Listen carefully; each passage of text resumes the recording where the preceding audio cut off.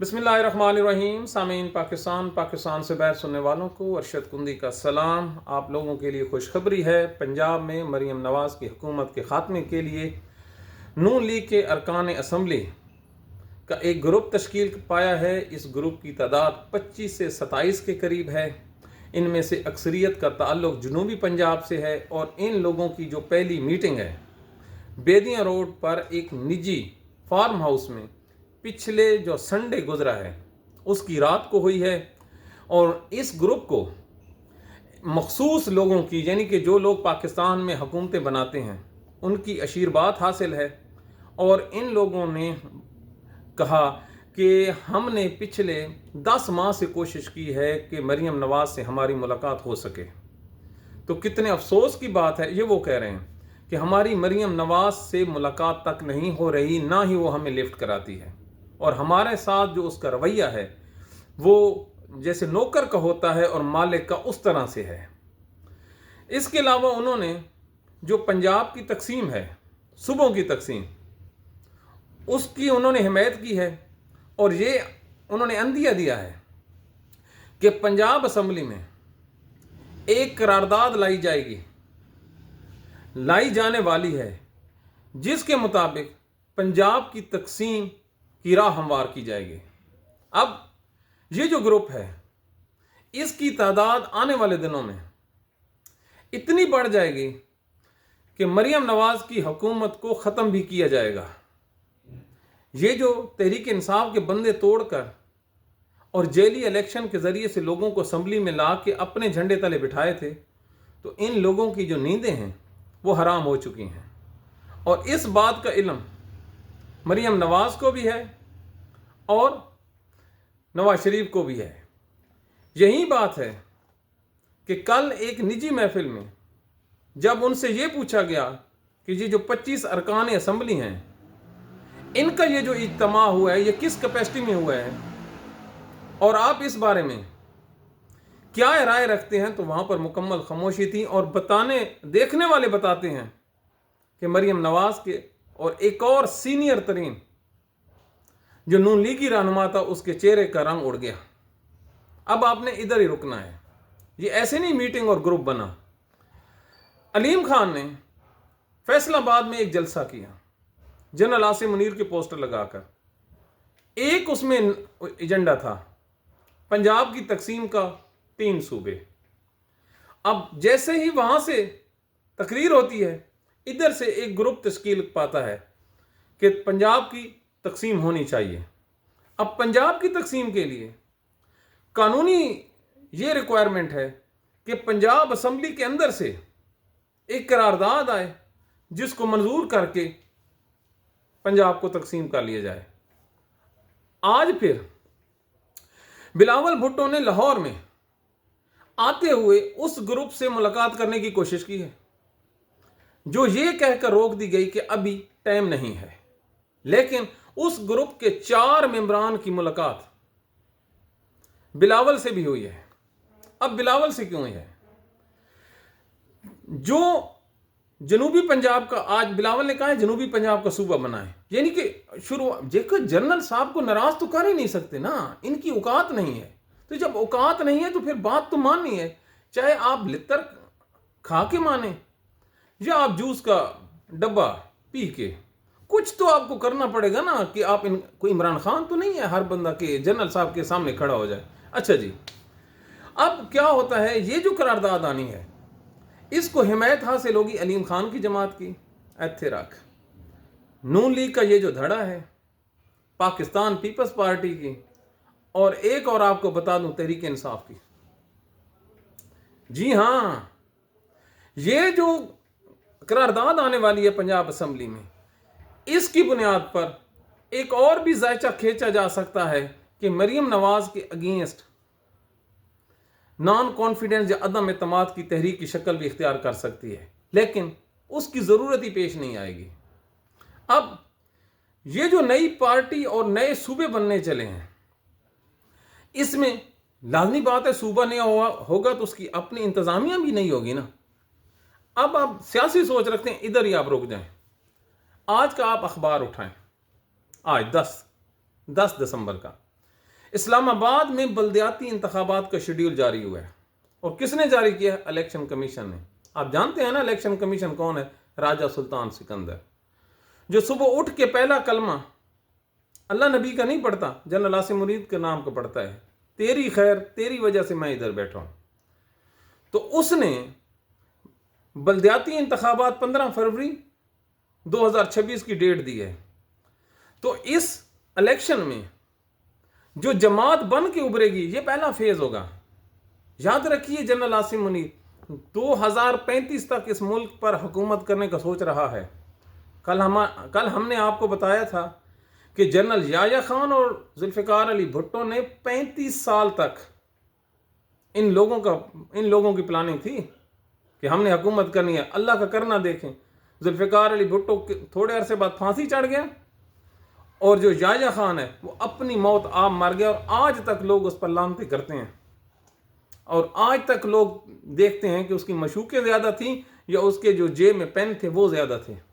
میرے خیال میں مشوقیں زیادہ تھیں، پین 1-2 ہی تھا، ان کو کبھی لکھتا بھی نہیں تھا، ضرورت بھی نہیں تھی، ٹائم بھی نہیں تھا۔ اچھا، اب بلدیاتی الیکشن میں کیا انہوں نے پی ٹی آئی کو جتوانا ہے؟ نہ جی، نون لیگ کو ان کو ووٹ ہی نہیں پڑنے، پیپلز پارٹی کا بندہ ہی نہیں ہے، تو پھر کس کو؟ جنرل عاصم منیر کے۔ جنرل عاصم منیر کی جو سیاست ہے اب اس ملک میں پریویل کرے گی۔ کمال ہے پاکستانیوں۔ اور یہ بات جب جاتی عمرہ یا تخت لاہور تک پہنچی ہے تو ان کو پتہ چل گیا کہ ان کا دور ختم۔ پاکستانیوں، نون لیگ کی کل اوقات جو ہے وہ لاہور ہے، اور لاہور میں جب سے ان کی پاپولیرٹی کا گراف کم ہوا ہے، نہ ان کے دائیں ہاتھ میں کچھ ہے، نہ ان کے بائیں ہاتھ میں کچھ ہے۔ اب روتے پھرتے ہیں، ٹکرے مارتے ہیں، اور الزام کس کو دیتے ہیں؟ پی ٹی آئی کی مقبولیت کا۔ تو جنرل صاحب نے پی ٹی آئی کی مقبولیت تو ختم نہیں کی، ان کی پارٹی کو کنٹرول کیا نا، صرف ڈنڈے کے زور پر۔ ان لوگوں کا یہ ہے کہ جیسے ہی یہ ڈویژن ہوگی، یہ اللہ کے حکم سے یہ اپنے آبائی گھر لندن وغیرہ کو روانہ ہو جائیں گے، اور ان کو روکے گا کوئی نہیں۔ یہ جو عمران خان پہ سختیاں ہو رہی ہیں، یہ کس لیے ہو رہی ہیں؟ خدا قسم پاکستانیوں، یہ سختیاں کر کے جاتی عمرہ اور بلاول بھٹو ان دونوں کو ڈرایا جا رہا ہے۔ کچھ بھی نہیں ہے کہ اگر کسی نے بادشاہ سلامت، ایک مقولہ تھا نا، اکبر بادشاہ تھا جو کبھی غلطی نہیں کرتا، یا کنگ تھا انگلینڈ کا کہ بادشاہ کبھی غلطی نہیں کرتے۔ پاکستان میں اب جنرل عاصم منیر غلطی نہیں کرتا، جو کوئی بھی اس کے اگینسٹ چلے گا تو اس کی وہ سزا ہوگی اور وہ پولیٹکس ہوگی جو عمران خان کی ہے۔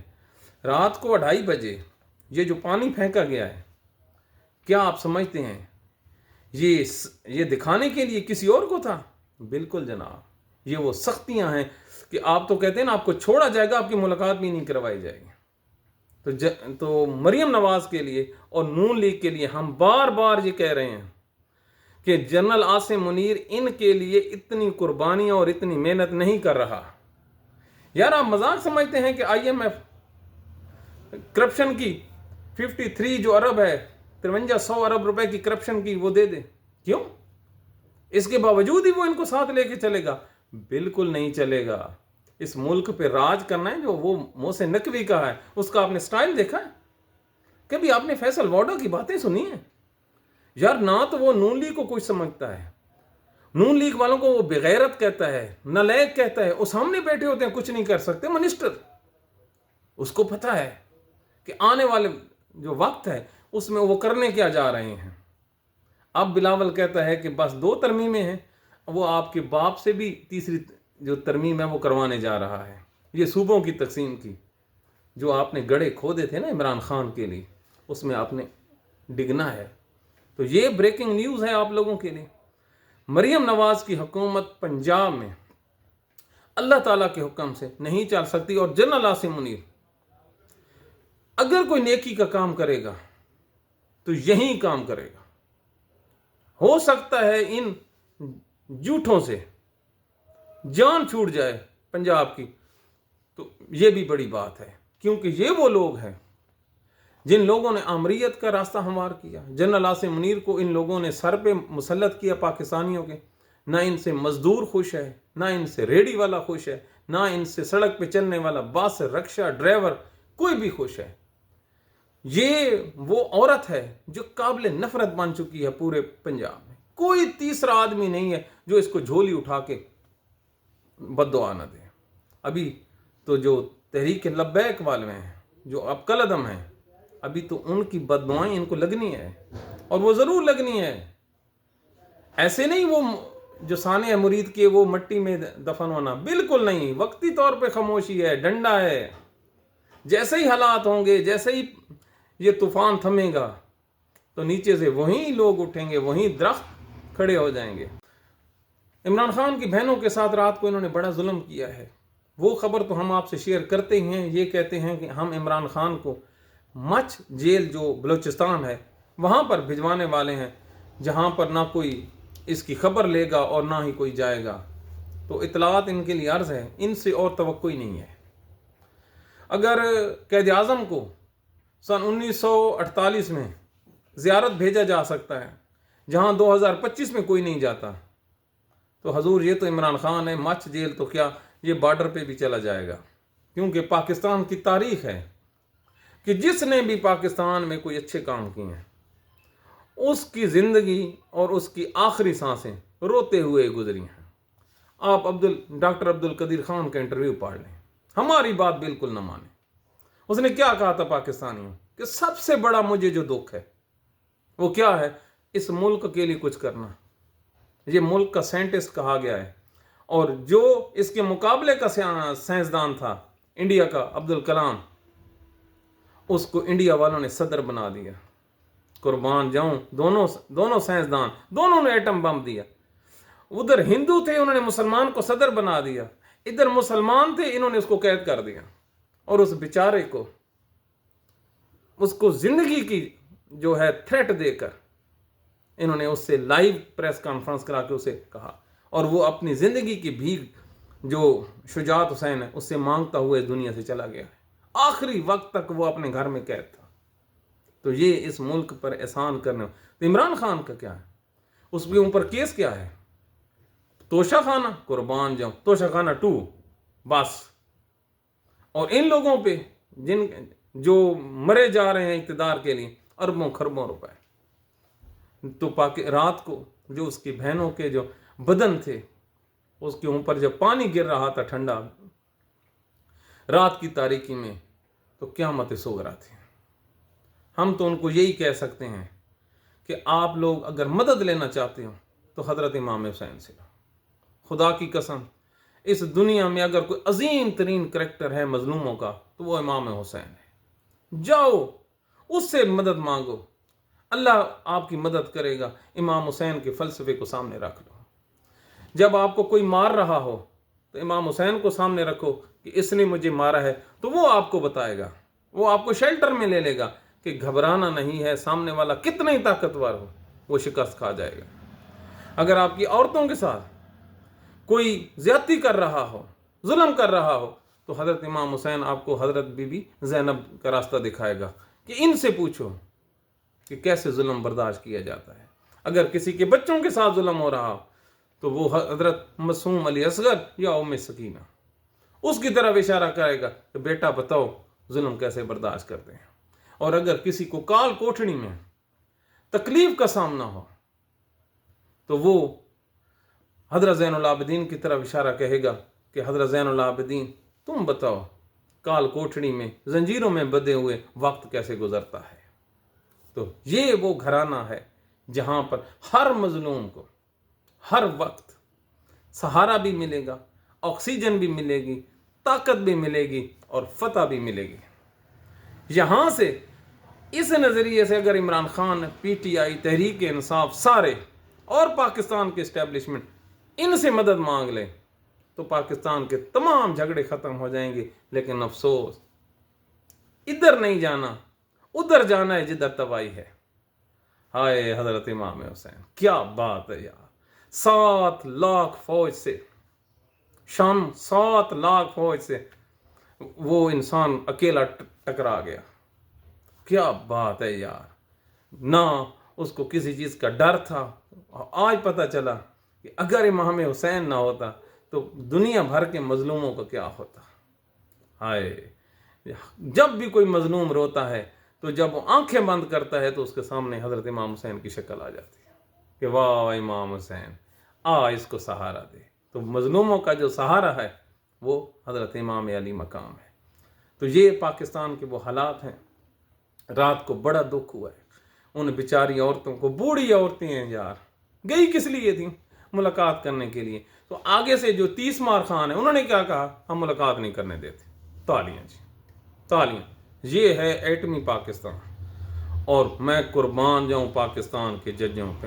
میں کہتا ہوں ان جیسا کوئی ہے ہی نہیں کہ ان کو شرم ہی نہیں آتی یار. ان کے عدالتی احکامات کوئی نہیں مان رہا.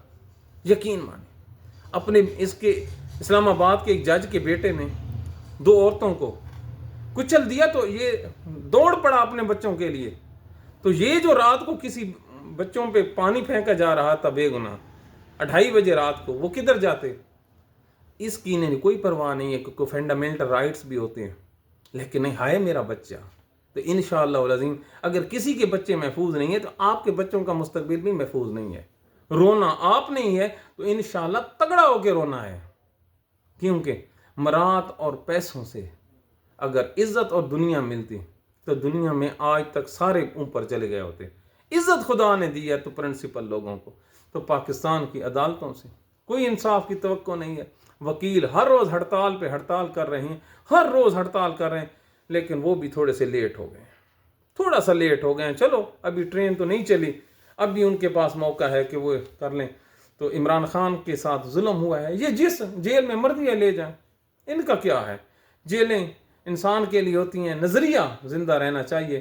تو یہ پاکستان کے حالات ہیں. اللہ تعالیٰ پاکستان کو سلامت رکھے، آپ لوگوں کو سلامت رکھے، اپنی دعاؤں میں یاد رکھیے. Thank you very much.